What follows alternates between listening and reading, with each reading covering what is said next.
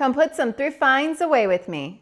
I love to thrift, but I love to style, store, and organize my thrift finds even more. So let's get to it. I'm going to start off with this ribbon that goes to my craft closet. You guys know I am a sucker for ribbon. I love using vintage lace and ribbon for wrapping gifts.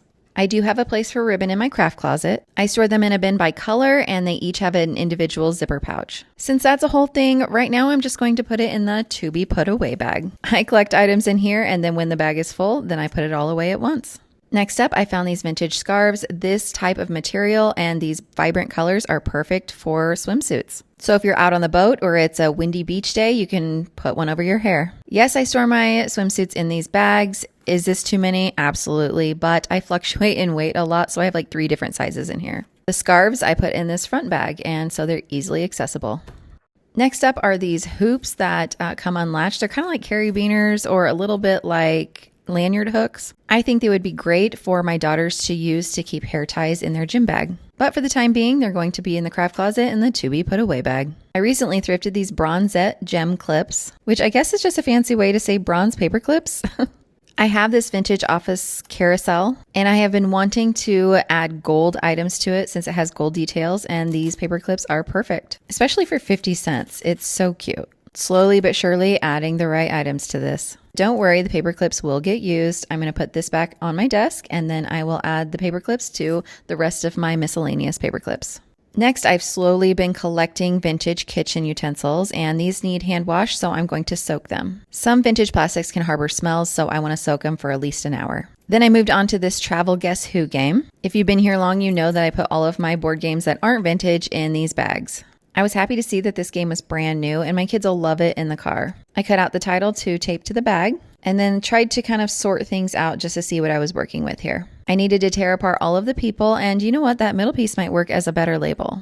Once I had the 3 card piles, I knew it would be a mess to have to go through them every time for my kids, so I went to the container in the garage. I have a bag of smaller containers, and I thought that these travel shampoo containers might be perfect. And I hate to say it, but I think I was right.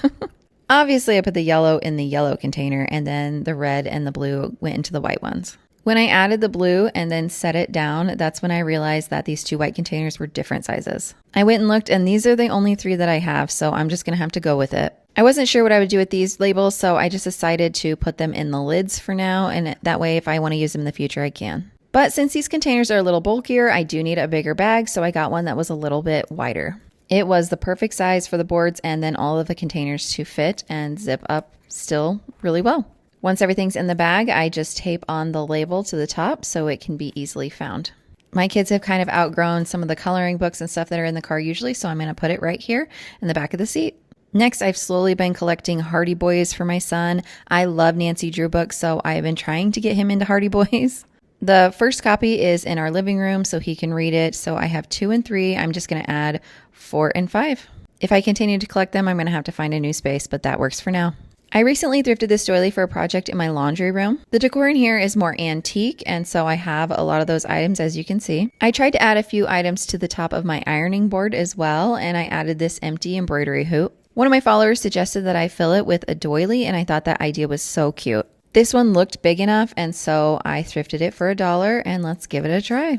I thought at first I might have to cut off the edges, but when I put it on there, it kind of looked really cute that way. This would be really cute on the wall. In fact, I may have to hang it instead of just setting it up there like I originally intended. Once I put it up there, I think it's a little too yellow maybe, especially with all the white going on. What do you guys think? Is it a nice contrast or is it just too yellowy? Let me know. I'm going to leave it for now though. And the final item is this chicken. I love her and I want to use her. I just don't know how. Does she go over a dish scrubber or a jar? I'm going to lean on you guys to help me out here. Thanks for coming along.